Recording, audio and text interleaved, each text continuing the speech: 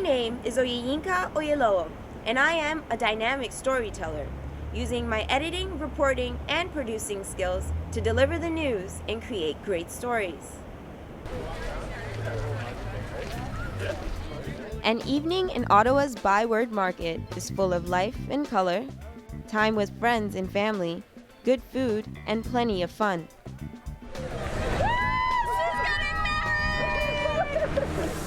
Just a couple of blocks away, it's a different story. This is Murray Street.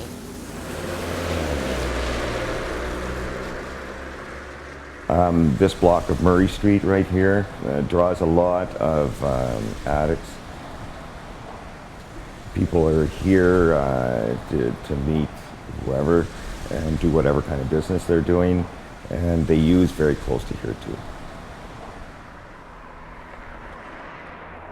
The first time I got drunk, I was 11.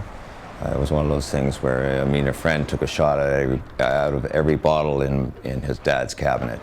And we just got shit-faced.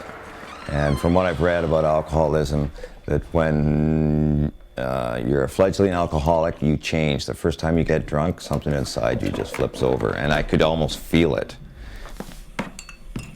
And I had a family, and I had a nice life, a good job, and then things slowly kind of started to fall apart. I do a little cocaine on a weekend at a party in another room than my wife, so she couldn't see it, that kind of thing. And it just escalated from there. I'm here today with Special Constable Poole at the CU Women's Day events. She'll be heading the street proofing class for women. So tell us, Constable Poole, why is it that women are now taking their own safety into their own hands?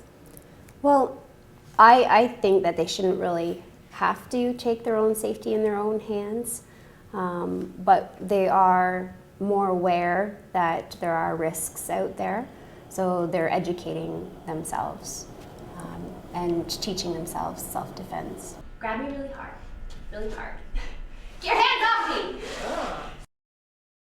So you're trying to pick me up at the bar, and I'm like, get your hand off me, and then you don't do it.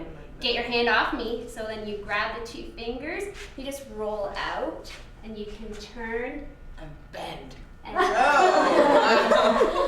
stick your thumbs in his eyes and gouge them out. Or you can do a kick to kick him in the groin. You can grab and squeeze and pull and make it really sore. You can use your elbows, elbow head, elbow here. For women, violent scenarios could be just a step away. For example, 84% of rapes are committed by someone known to the victim, which is why women are taking their own personal safety into their own hands. But learning physical self-defense techniques may not be the best way to fend off attacks. According to Constable Poole in today's street proofing class, paying close attention to your intuition and avoiding any type of altercation could mean the difference between life and death. But what about the perpetrators? There seems to be a lack of male-focused programs educating men on how to safely interact with women. And according to Constable Poole, in order for there to be any reduction in the rates of violence against women, there has to be changes in the attitudes and actions of men. I'm Oyeyinka reporting for 25th Hour. Indian Canadians are the second largest group of immigrants in Canada. The recent international protests calling for justice in the New Delhi rape case have ignited questions about violence against women in India, and whether this extends to other Indian communities all over the world. Meenakshi Sharma organized a vigil on Parliament Hill to commemorate the victim. I didn't feel like anything was being done within the South Asian community. We're a large community here in Ottawa, constantly growing as well. So I felt that it was important to make our voices heard. There's a rape victim every 30 seconds in India. But like I said, it's not just a Southeast Asian issue, it's an issue everywhere around the world that women are being mistreated or sexually assaulted or raped.